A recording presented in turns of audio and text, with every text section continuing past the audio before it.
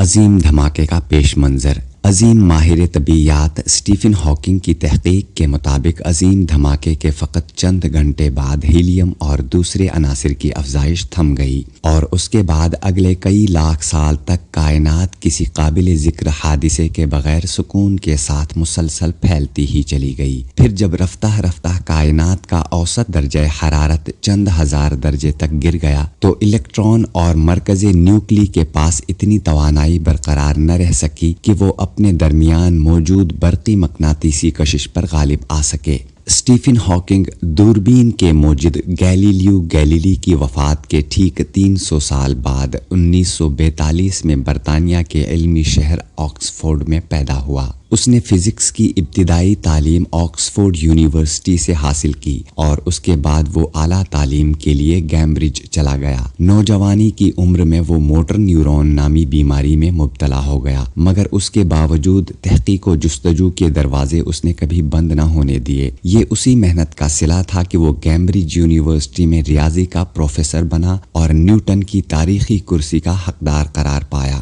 اس کا مرتبہ ایک عظیم سائنسدان کے طور پر نیوٹن اور آئنسٹائن کے ہم پلہ تصور کیا جاتا ہے۔ اس نے اپنی معروف کتاب A Brief History of Time میں نہ صرف کائنات کی تخلیق و توسیع اور قیامت کی کئی ایک ممکنہ صورتوں کے متعلق جدید نظریات انتہائی آسان پیرائے میں بیان کیے ہیں، بلکہ اس کے ساتھ ساتھ زمان و مکان پر بھی گفتگو کی ہے۔ اسی لیے انہیں مجبوراً باہم مل کر ایٹم تشکیل دینا پڑا اور مادے کا بنیادی تعمیری ذرہ ایٹم وجود میں آیا۔ خیال کیا جاتا ہے کہ مجموعی طور پر پوری کائنات پھیلنے اور ٹھنڈا ہونے کے عمل کو جاری رکھے ہوئے ہے، تاہم وہ علاقے جو نسبتاً زیادہ کثیف ہیں وہاں وسعت پذیری کا عمل زیادہ کشش ثقل کی وجہ سے آہستہ ہو گیا ہے۔ یہی چیز آخرکار کائنات کے پھیلاؤ کو کچھ علاقوں میں روکنے کا باعث بنے گی، جس کے بعد کائنات اندر کی جانب واپسی کا سفر شروع کر دے گی۔ اندر کی طرف ہونے والے انہدام کے دوران جن مخصوص حلقوں سے انہدام